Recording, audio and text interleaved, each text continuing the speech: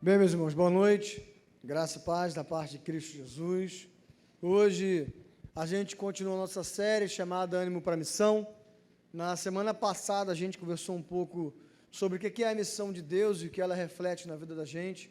E hoje a gente vai falar especificamente sobre a nossa missão.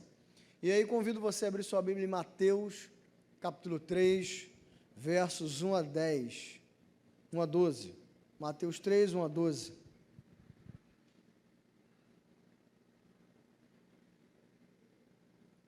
Texto bem conhecido, Mateus 3, 1 a 12, diz assim: Naqueles dias surgiu João Batista, pregando no deserto da Judéia. Ele dizia: Arrependam-se, pois o reino dos céus está próximo. Este é aquele que foi anunciado pelo profeta Isaías.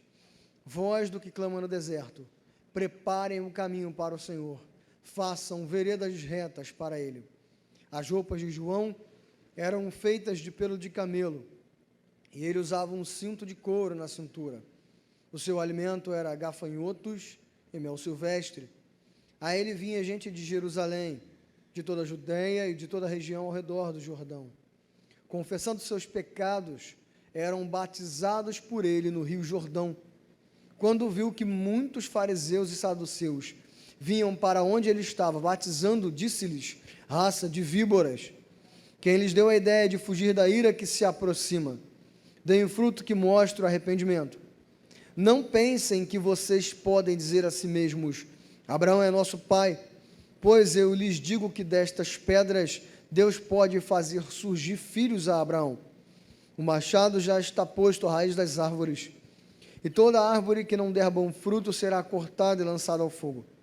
Eu os batizo com água para arrependimento, mas depois de mim vem alguém mais poderoso do que eu, tanto que não sou digno de lhe levar as suas sandálias. Ele os batizará com o Espírito Santo e com fogo. Ele traz a pá em sua mão, ele limpará a sua eira, juntando o seu trigo no celeiro, mas queimará a palha com fogo que nunca se apaga.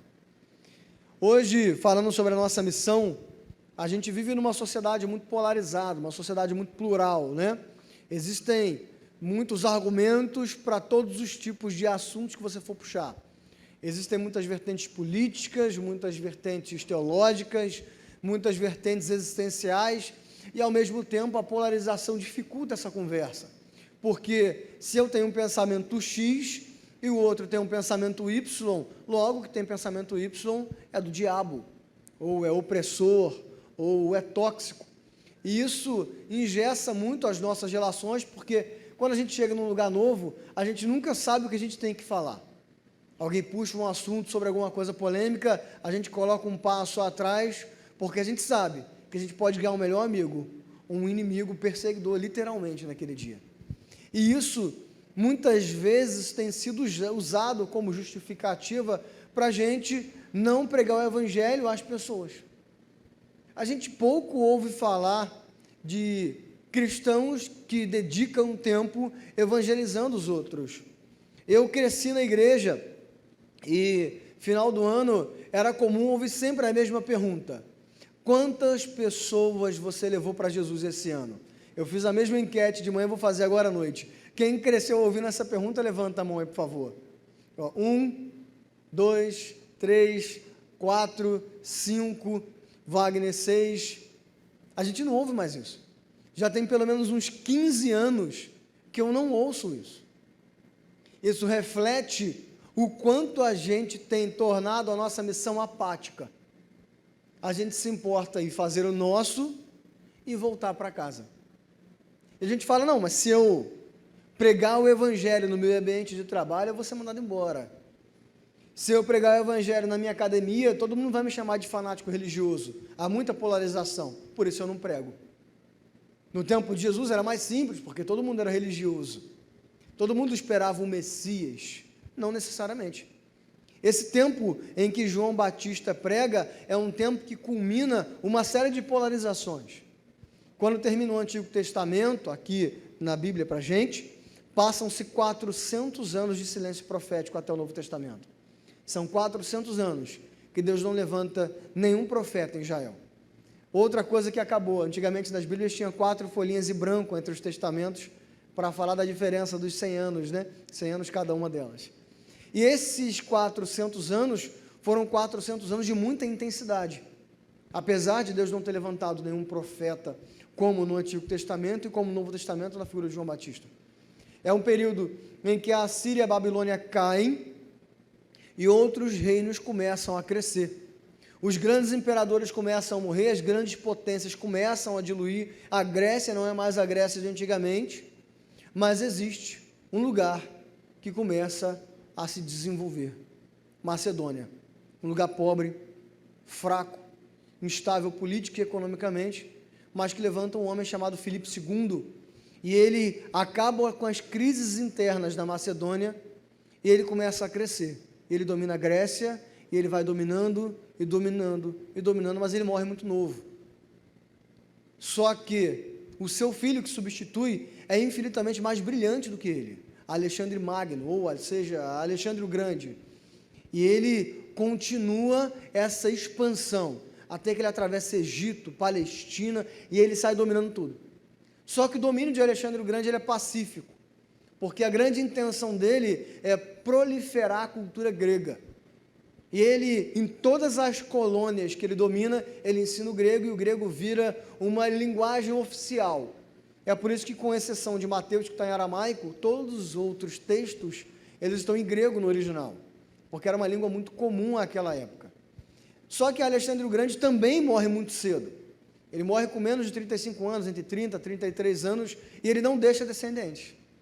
E agora, os reinos de Alexandre o Grande começam a ser disputados pelos seus comandantes, começam a ser disputados sem mancha, sem nenhum defeito físico.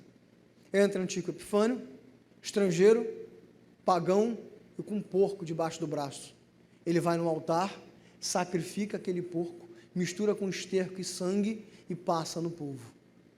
E aí começa uma grande revolta, a revolta dos Macabeus. Judas Matatias levanta um exército e eles começam a lutar contra o domínio dos Seleucidas. Só que eles começam a perceber que esse domínio ele é muito ostensivo e eles precisam fazer aliança. E eles fazem aliança com Roma. E nessa aliança com Roma eles começam a comprar cargos para que eles possam continuar no poder. É por isso que o sumo sacerdote, nesse período, não é mais da descendência de Arão, agora é um cargo político. Então, ele vai para um deserto. E fala que ele se veste com roupas de pelo de camelo, com cinto de couro, que ele come gafanhoto silvestre e mel. Aqui está mostrando que João Batista tinha uma vida muito simples, uma vida de pobre. Mas também essa vida era muito característica dos profetas do Antigo Testamento. Quando João decide viver assim, ele quer que todas as pessoas em Israel, quando olhem para ele, lembrem: esse homem é um profeta. Ele faz intencionalmente. Ele sabe por que ele foi chamado. E ele vive de acordo por que ele foi chamado. Ele é um profeta. Que diz: voz do que clama no deserto, preparai o caminho do Senhor, endireitai as suas veredas.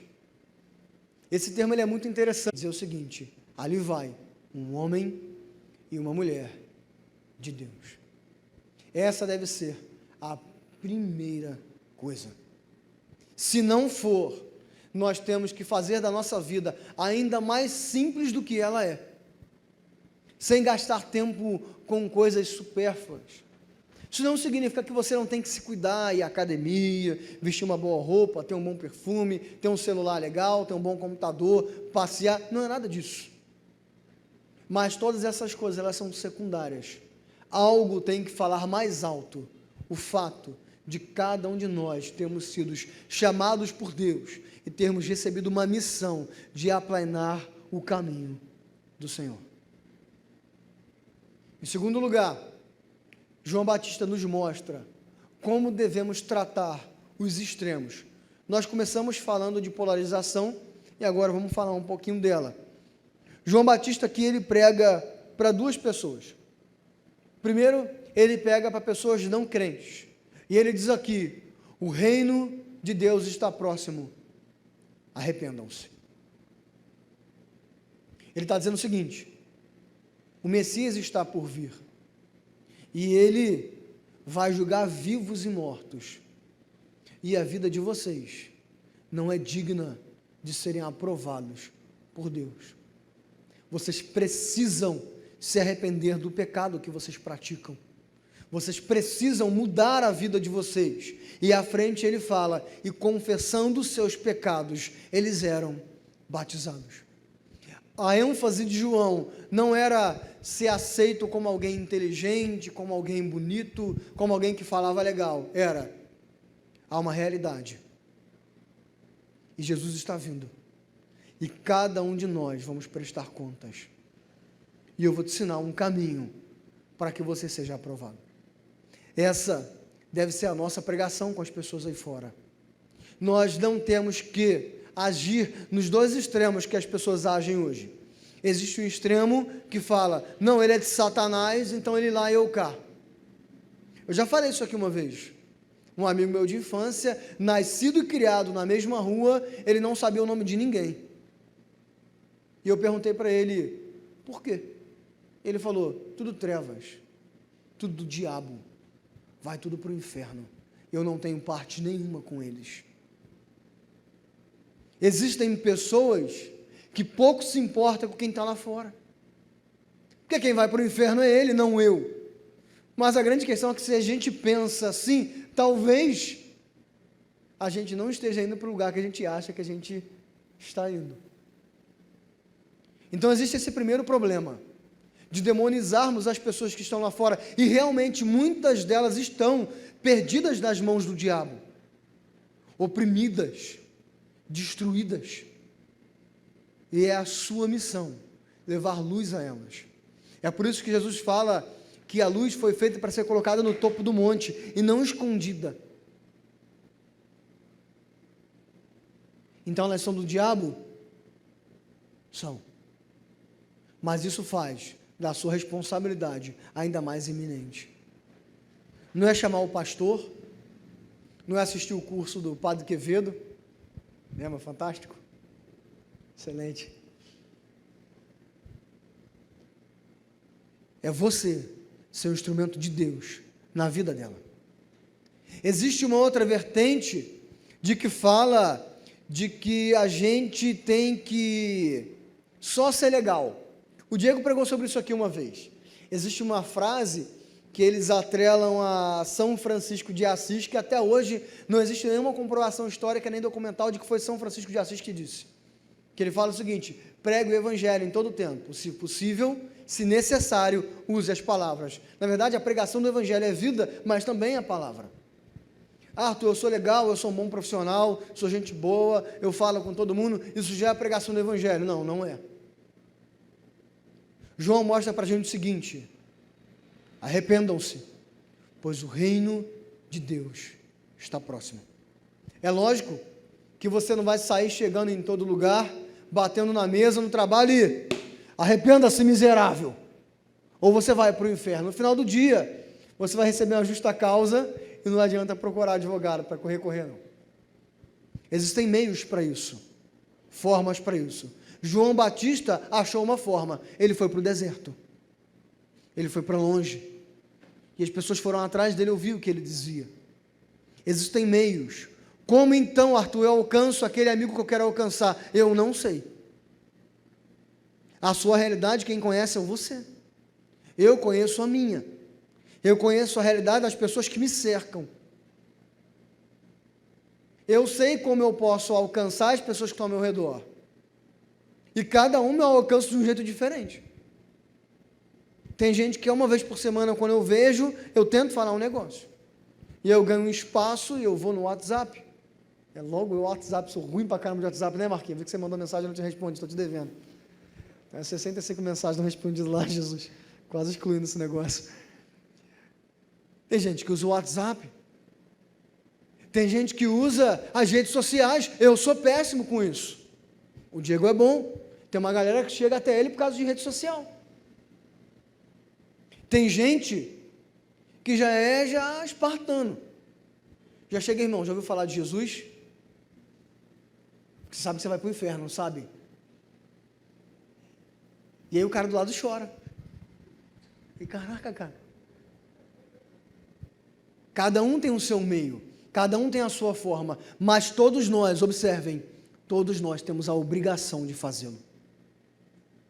Se nós não cumprimos a nossa missão, talvez nós ainda não fomos alcançados pelo Deus da missão. Então nós temos que pregar assim o Evangelho àqueles que sofrem, porque entendam, meus irmãos, não existe liberdade verdadeira fora de Jesus. A pessoa pode transparecer para você que ela tem uma vida maravilhosa, um casamento lindo. Obrigado, Carlinhos. Pode mostrar para você que ela tem uma vida completamente perfeita, mas não tem. Fora de Jesus não há paz verdadeira. Fora de Jesus não há vida verdadeira. Eu acho que eu já contei essa história para vocês aqui. Eu trabalhava num lugar que uma menina se desviou e ela começou a fazer tudo que ela não fez a vida inteira. E ela começou a menosprezar as outras meninas no trabalho que eram cristãs. Menosprezar, mas menosprezar mesmo. Chamar de idiota, de imatura, de burra, não aproveita a vida, não curte. É que estava me incomodando já. Mas não era comigo que elas falavam. Mas um dia me botaram no bolo da conversa. E eu perguntei para ela, eu falei, vem cá, você está fora da igreja, está curtindo a vida, está bebendo, namorando, transando pra caramba, mas quando você chega em casa que você está sozinha, com ânsia de vômito porque encheu a cara, o que você faz? Aí ela, eu choro.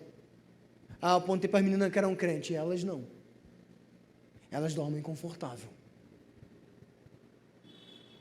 Porque por mais que elas dizem que têm uma vida boa, não existe vida boa fora de Jesus. Não existe esperança fora de Jesus. Por isso, a nossa obrigação é levar esperança a essas pessoas que sofrem muitas vezes caladas. E agora João Batista apresenta a forma como lidar com os falsos cristãos dentro da igreja. Aqui diz que os fariseus e os saduceus também vão até ele. Vão até o deserto ouvir o que João está falando. Alguns teólogos dizem que alguns realmente se batizaram e se arrependeram. Alguns teólogos dizem que alguns se batizavam só para entrar no meio, para saber qual era de João e poder pegar ele. E alguns vão só para arrumar briga. Só que João sabia que eles eram falsos cristãos, hipócritas, políticos, ladrões, corruptos, mentirosos, manipuladores, fofoqueiros. Quando João vê, ele fala, vocês são todos como cobras, peçonhentos, venenosos, traiçoeiros. A primeira oportunidade que a gente tiver, vocês vão nos morder o calcanhar. Mas eu digo para vocês o seguinte, quem ensinou vocês a fugir da ira do futuro? Contra essa ira, não tem como fugir. Por isso que ele fala, raça de víboras, quem vos ensinou a fugir da ira vindoura? Deem frutos dignos de arrependimento.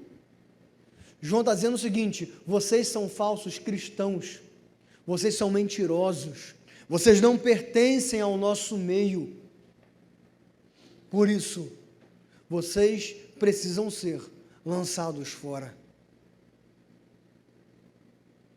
Mas trazendo para os dias de hoje, muitas vezes, nós damos mais espaço para falsos cristãos e falsos profetas nas nossas igrejas e nas nossas vidas do que para cristãos verdadeiros, do que para pessoas que realmente precisam ouvir o Evangelho. Existe um monte de hereges das mídias sociais, um monte, que fala um monte de bobeira, um monte de mentira, e está levando um monte de gente para o inferno, e a gente ouve aquilo e acha lindo,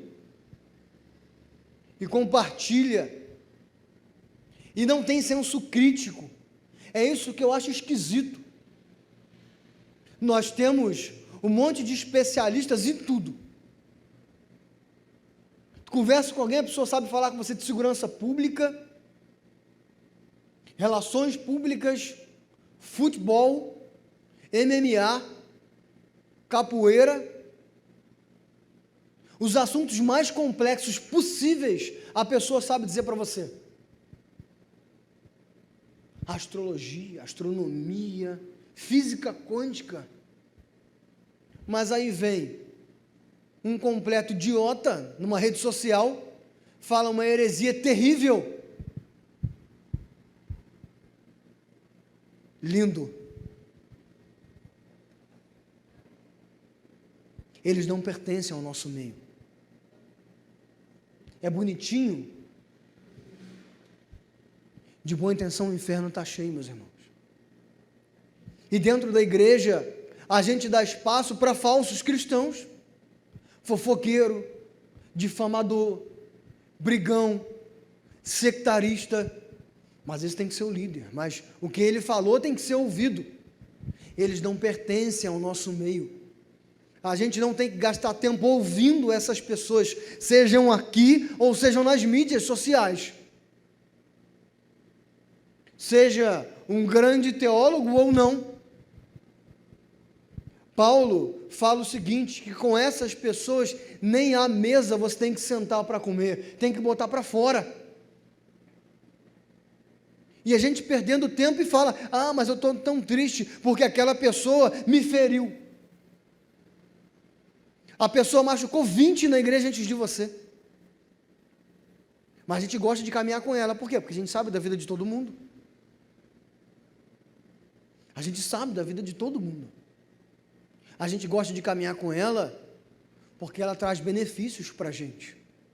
Ela abre portas para a gente. Ela fala o que eu quero ouvir.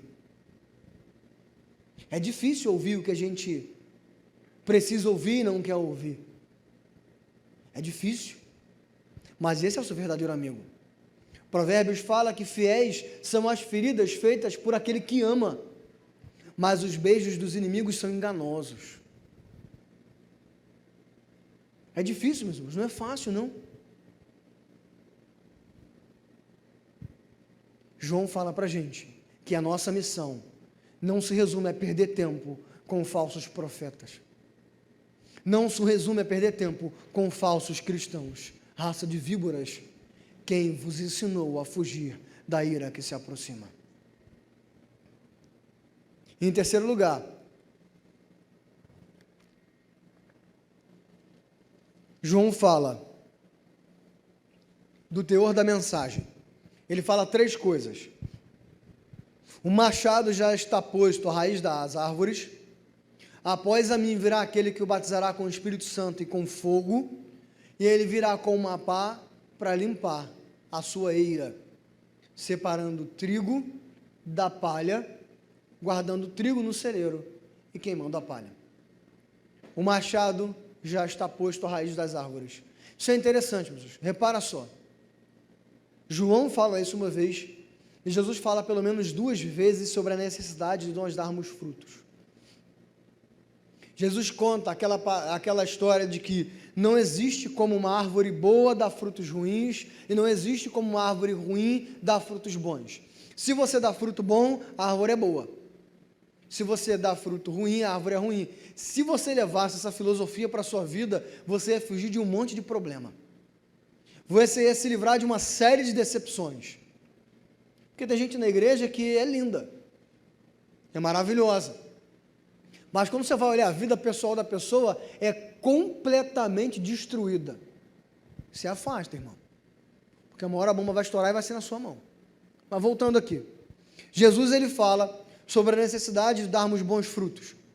E Jesus mostra isso mais à frente, quando ele está caminhando e ele vê uma árvore que ele acha que tem fruto, porque ela está frondosa, chegou a estação dela frutificar, ele chega e ela não tem fruto nenhum.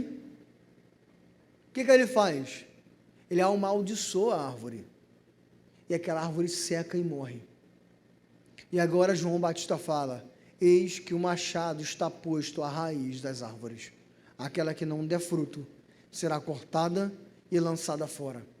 Repete-se muitas vezes, isso é muito importante. O teor da mensagem é: existe uma necessidade de mudança de vida.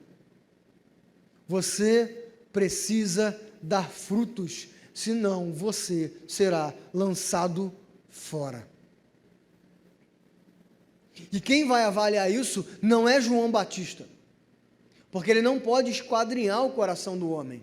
Eu não posso esquadrinhar o coração do homem. O Wagner tem aquela cara de mal, como diz Brani, aquela cara de que você olha para você, caramba, ele sabe alguma coisa minha que eu não sei. Mas ele não pode esquadrinhar o seu coração. É por isso que João Batista fala, após a mim, virá um que vos batizará com o Espírito Santo e com fogo. Grande parte das vezes que a Escritura fala de fogo, não é um jargão bonito, como alguns acreditam, né? Não é o poder. Grande parte das vezes é sobre juízo. É fogo da ira divina. É Deus dizendo que vai te queimar e te matar. É isso. Mas aqui tem um teor um pouco diferente. Aqui fala sobre a purificação. Ele está queimando. Mas ele está queimando as raízes ruins. João Batista está querendo dizer o seguinte: eu batizo com água, isso é um ritual, mas existe um que vai trazer um batismo verdadeiro. Ele vai te batizar com o Espírito Santo, ele vai ver e entender todo o seu coração, vai ver todo o seu pecado, toda a sua podridão, e ele vai queimar toda ela, ele vai extirpar, e você vai estar limpo, e a partir de agora, você se torna indesculpável. E depois que ele te batizar com o Espírito Santo e com fogo, ele vai vir, e ele vai purificar a eira, e ele vai limpar o trigo. E ele traz uma figura que era muito usada na época. A pessoa colhia o trigo é cheio de palha em volta, então o que eles faziam? Colocavam numa peneira enorme, peneirava, depois que peneirava, ele pegava a pá e ele literalmente jogava para o alto. A palha é muito leve, ela ventava e caía só o grão na peneira de novo. No final do dia, o grão era estocado e a palha era queimada. Então João Batista está dizendo o seguinte: existe uma necessidade de vocês darem bons frutos na vida de vocês. E vocês não tinham a capacidade disso, mas o Espírito Santo entrou no seu coração, revelou o seu pecado, curou você, te fez nova criatura, e agora ele diz: muda de vida, porque eu vou voltar, e quem não der fruto, eu vou fazer aquela peneira no meio da igreja, eu vou julgar vivos e mortos, e quem deu fruto, eu vou guardar no celeiro, eu vou levar para o reino dos céus, quem não der, vai ser lançado no inferno. Como a Bíblia diz, onde o fogo não se apaga e o verme não morre.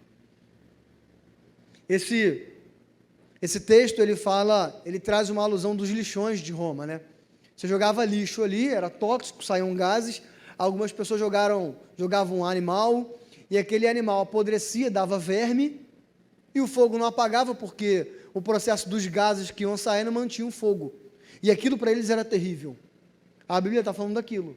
O inferno é um lugar tão terrível quanto aquele lixão, que só tem podridão e fogo. É tão terrível que a Escritura fala que vai haver choro e ranger de dentes. Imagina você pegando uma colher na sua casa e raspando no seu dente, a agonia que não dá. É isso que vai acontecer no inferno. Mas por que o ranger de dentes?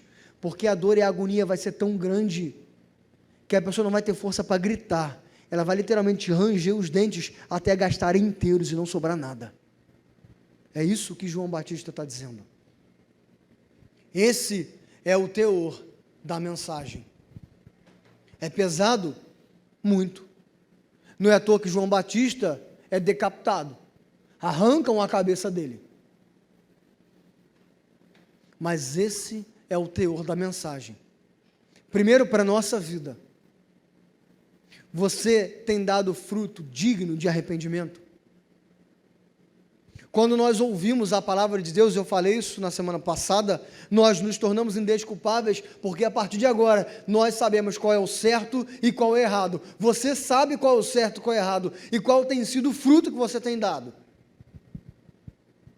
Não estou falando de trabalho, não estou falando de ser um bom marido, estou falando de cumprir a missão de pregador e pregadora do Evangelho de Deus. Qual fruto você tem dado? O Espírito Santo já transformou a sua vida, e Ele vai vir cobrar. Naquele último dia, Ele vai te chamar pelo seu nome, Não vai passar no data show como a gente ouvia quando era criança. Mas ele vai chamar o seu nome. E você pode ouvir duas sentenças. Primeiro, servo bom e fiel, e ouvir o seu novo nome, e entrar no reino dos céus. Ou, maldito, apartem-se de mim, porque eu nunca te conheci. Como tem sido o cumprimento da nossa missão? Nós temos todas as ferramentas para pregar o Evangelho. Você não precisa ser teólogo, você não precisa ter lido muitos livros, saber uma boa homilética, ser um grande debatedor, não. Você tem o suficiente. Jesus. É Ele quem transforma as vidas. É Ele quem entra no coração do homem e faz dele uma nova criatura. É nele que nós conseguimos cumprir a nossa missão. Vamos ficar de pé?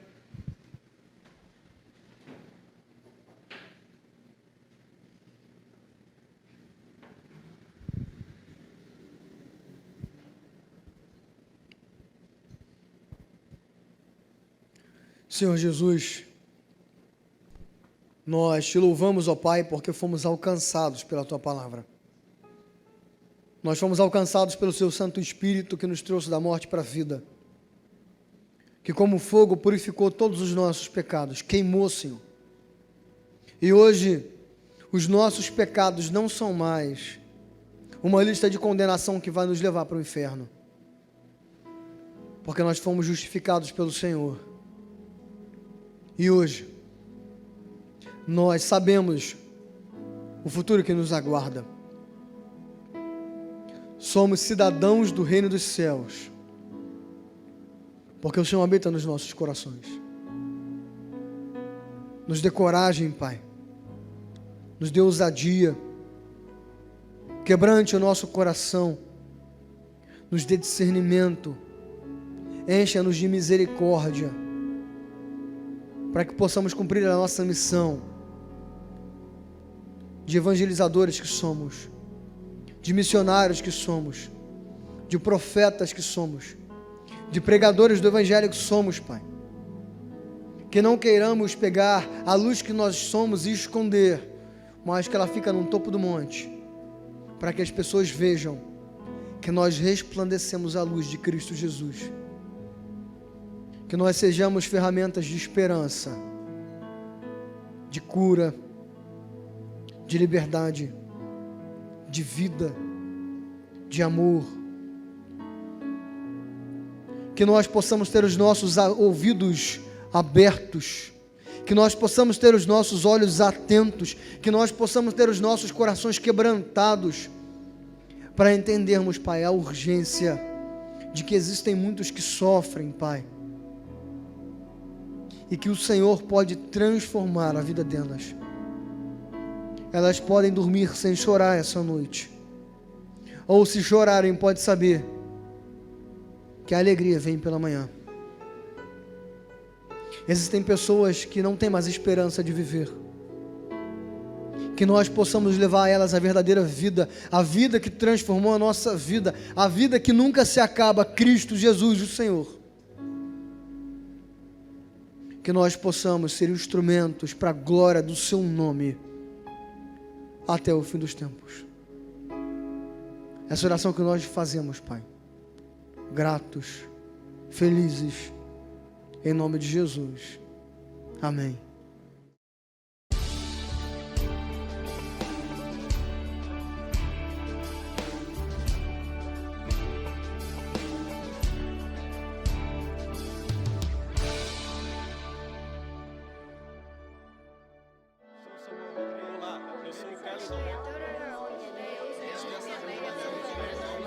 Igreja Presbiteriana do Brasil, há 160 anos, abençoando a nação brasileira.